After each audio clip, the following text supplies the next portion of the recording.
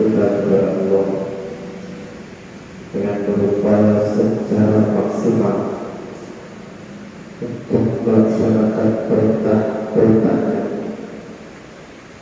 dan dalam waktu yang bersamaan kita juga berusaha untuk meninggalkan larangannya. Hanya dengan cara bertakwa kepada Allah Subhanahu wa Ta'ala, dengan cara selalu meningkatkan ketakwaan, maka kita akan menjadi golongan orang-orang yang insyaAllah bersyukur atas apa yang Allah anugerahkan kepada kita semua. Tidak lupa pula kita selalu berselawat kepada Rasulullah SAW sebagaimana diperintahkan oleh Allah dalam surat Al-Ahzab ayat 56. Inna Allaha wa malaikatahu yusalluna 'alan nabi ya ayyuhalladzina amanu sallu 'alaihi wa sallimu taslima. Sidang jemaah yang dirahmati Allah Subhanahu wa Ta'ala, kalau kita lihat saat ini berbagai kejahatan terjadi di mana-mana,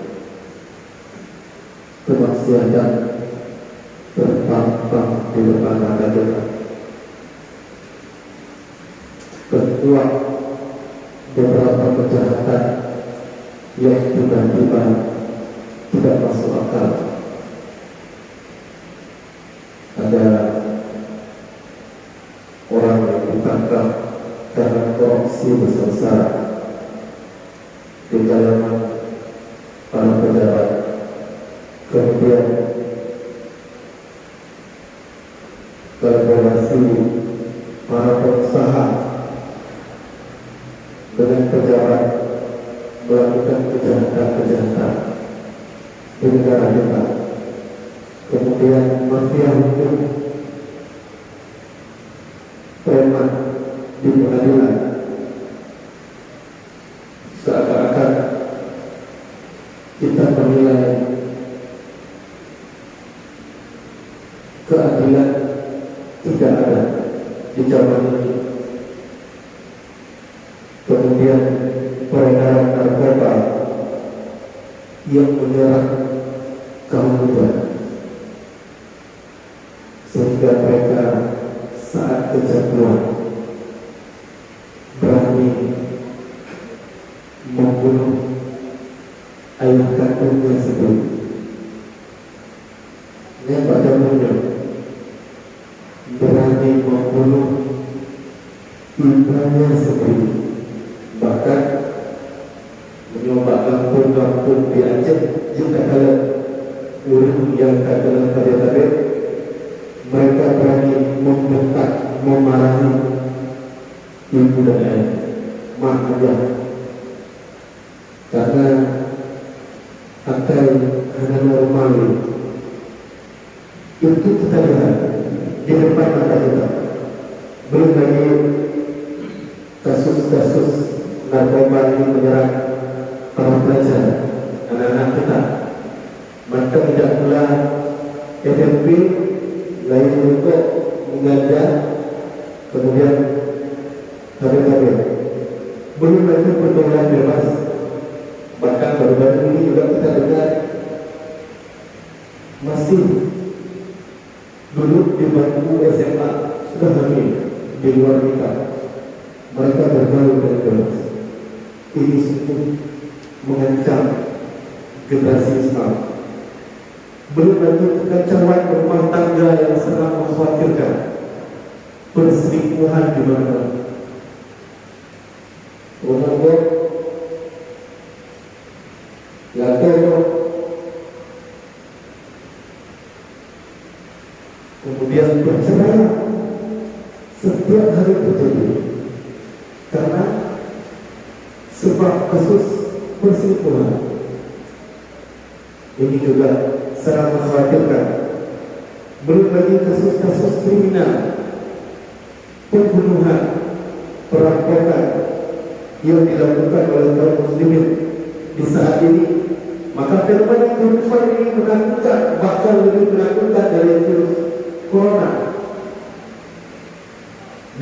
virus Omicron dan sebagainya. Dan dua-dua virus-virusnya pada akhirnya lebih bahaya. Apa itu? Kejahatan-kejahatan, aneh-aneh yang terjadi di depan mata kita. Bahkan baru-baru ini di salah satu provinsi di Pulau Jawa ada seorang pimpinan sekolah, katanya pimpinan pondok pesantren yang menghamili puluhan santrinya.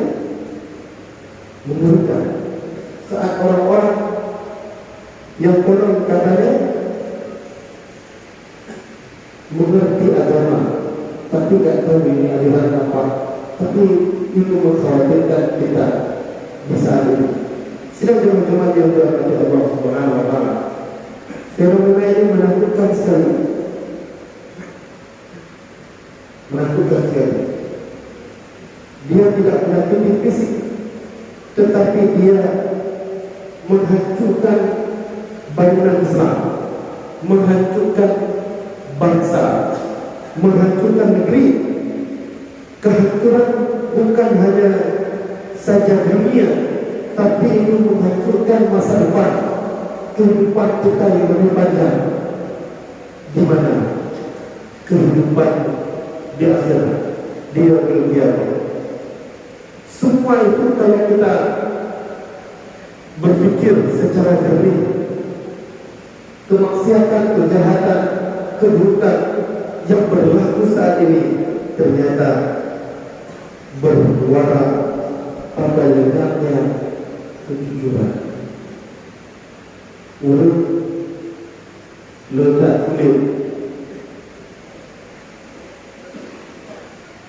Orang banyak yang tidak jujur, senang berbohong, menipu. Jadi muaranya terletak pada ketidakjujuran seseorang. Sungguhnya kebohongan dalam kehidupan ini ternyata berakibat fatal karena lahirnya generasi-generasi yang penipu, lahirnya pemimpin-pemimpin penipu, lahirnya ustaz-ustaz penipu, lahirnya orang tua yang suka menipu, lahirnya pemimpin-pemimpin dokter yang galak umur, lahirnya pemimpin negara yang sulit. Kenapa? Karena ketidakjujuran. Sidang kalian lihat, bukan rahasia umum lagi, bukan rahasia umum. Di mana-mana kita sulit menemukan kejujuran. Langka ini barang, langka. Orang jujur semakin langka di tengah-tengah masyarakat. Sebaliknya, kita cukup mudah menemukan orang-orang berbohong. Di pasar-pasar kita menemukan orang-orang yang suka berbohong. Di sekolah-sekolah kita menemukan orang-orang yang suka berbohong. Di rumah-rumah manakah taruh umur yang sulit. Acil bayangkan nyoba itu sulit, ya sulit, mak sulit, anak sulit, tabah sulit, suka menipu, tidak jujur. Ini tidak sesuai apa yang diajarkan oleh Rasulullah SAW. Kita menemukan ketidakjujuran antara suami dan istri. Lakukan hanya jujur, ini bahaya. Kita menemukan ketidakjujuran antara orang tua dan anak. Yang menanam hanya jujur, anak dan ayah pun hanya jujur, mak dan anak hanya jujur, anak dan mak hanya jujur. Kalau ini berlaku di rumah tangga kita, maka kehancuran akan datang. Di pasar orang tidak jujur, para pedagang tidak jujur dalam timbangan, di kantor, di tempat kerja orang juga tidak jujur, di lembaga-lembaga pemerintahan. Ya bahaya. Ketua si, ketua jemaah, ketua parti, ketua umum. Kita menemukan orang-orang yang tidak jujur. Seandainya ini ada, maka ingatlah kehancuran akan datang dunia dan akhirat. Saja yang mulia, lebih bahaya lagi kita tidak menemukan kejujuran di pengadilan, di penegakan hukum di negeri ini.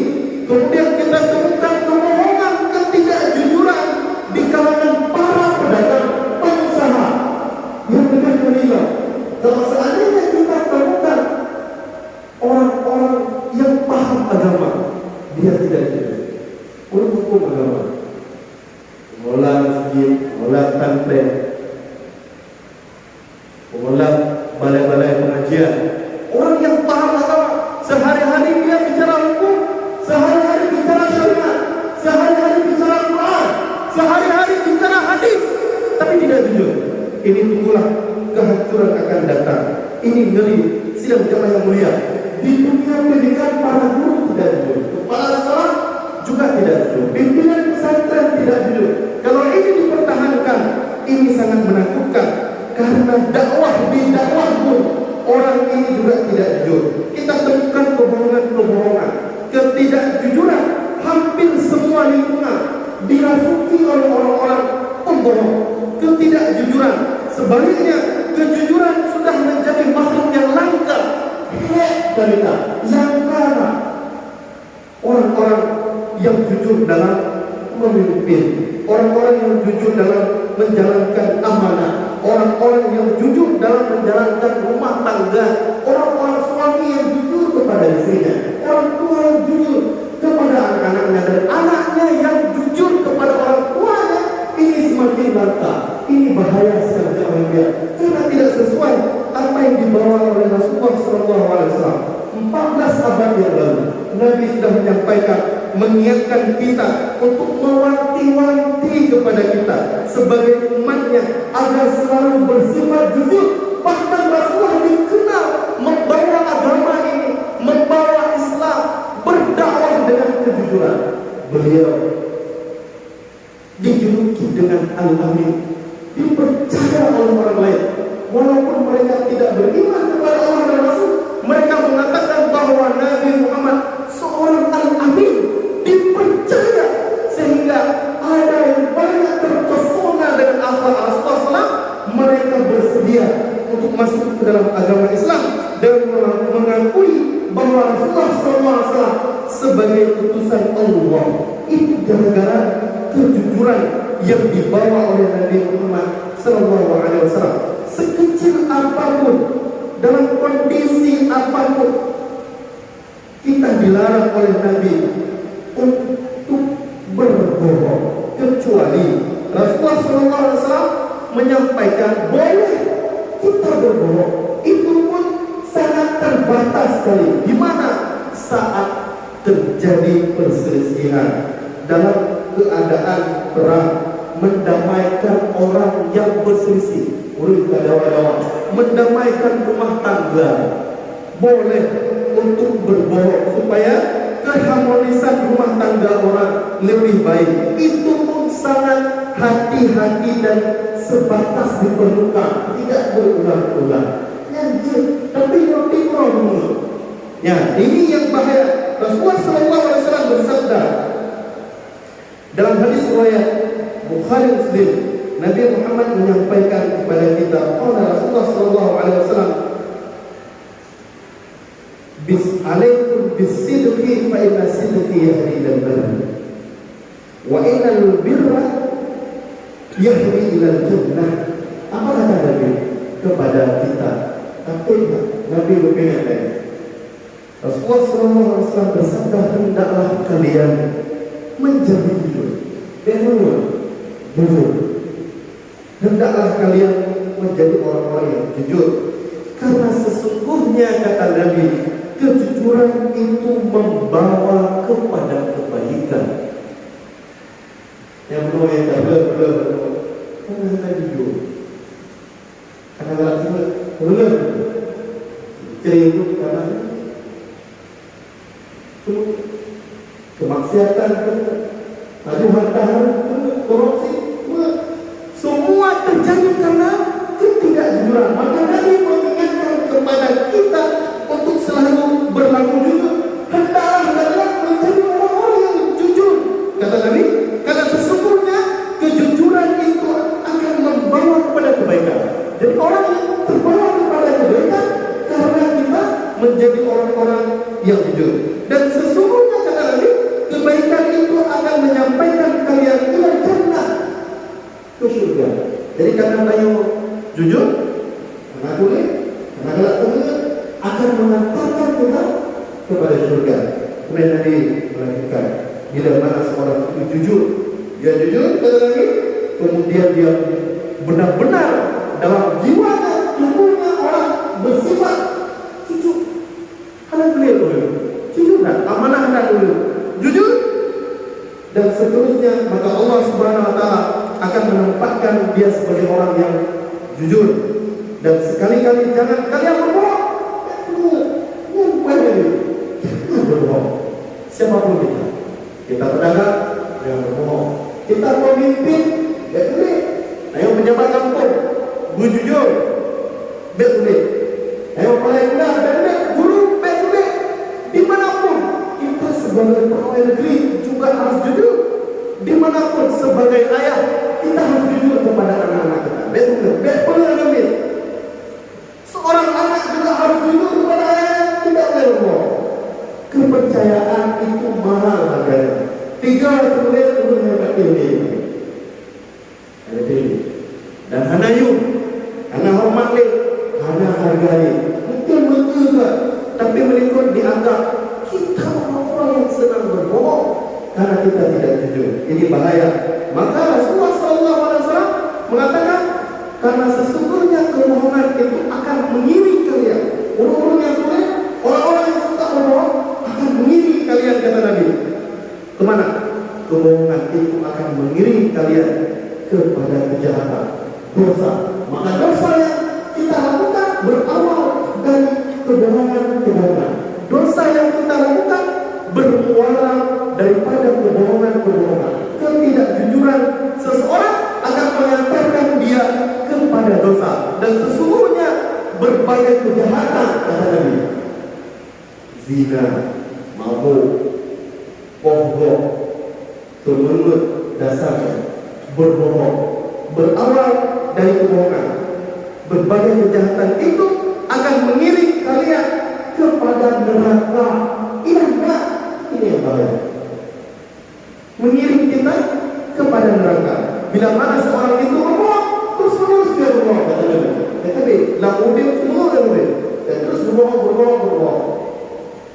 Maka Allah akan menetapkannya sebagai pembohong. Hadis riwayat Bukhari dan Muslim. Sidang jamaah dia. Ini yang paling penting. Kenapa? Karena Islam itu substansial. Agama dan bersebatas dengan simbol-simbol. Agama dan begitu contoh. Al-Islam orangnya agama tertinggi. Seorang yang kita sebagai orang yang Rasulullah SAW, dia melihat dari baik akhlaknya, dia percaya, amanah, cerdas, sifat-sifat Rasulullah SAW. Orang terpesona dengan sifat Nabi. Galak, jamu. Para sahabat membawa Islam ke Aceh. Bukan hanya sekedar berdagang, bukan. Dipegang dalam buku.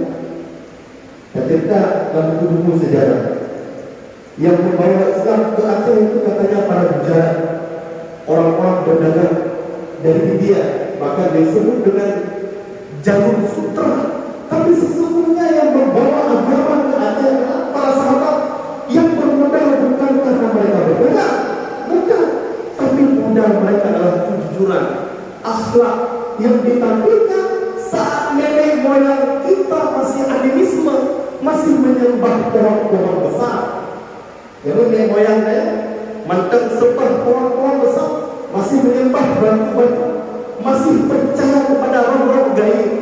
Matang galak khawi, jangan khawi, percaya ini, sehingga timbul agama yang tidak jelas, sehingga di bawah Islam bakal di abad 7 dengan apa?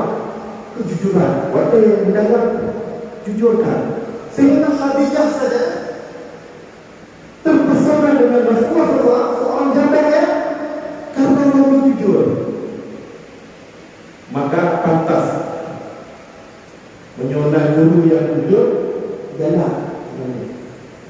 haji yang jujur, masyarakat gerak. Sekdes jujur, gerak. Tenang. Kepala dusun jujur, tenang tak? Bupati jujur, tenang tak? Gubernur jujur, mantan pemimpin jujur. Tenang. Tenang masyarakat. Dihormati, dihargai, dan akan membawa mereka ke dalam jannah, ke dalam surga. Maka orang kita harus sedih. Anda minta ya, cara mudah itu mudah dia untuk menipu, mudah saja. Kemudian ayahnya ditipu setiap hari. Itu dari itu begitu. Kemudian orang yang semua dasar itu iklan contoh ayah lu semua dia. Kemudian dikatakan ibunya suka berbohong. Tidak. Disitulah lahir keburukan dalam rumah tangga. Perceraian perselingkuhan terjadi karena ketidakjujuran. Kaum muslimin sidang jemaah Jumat yang dirahmati Allah Subhanahu wa taala.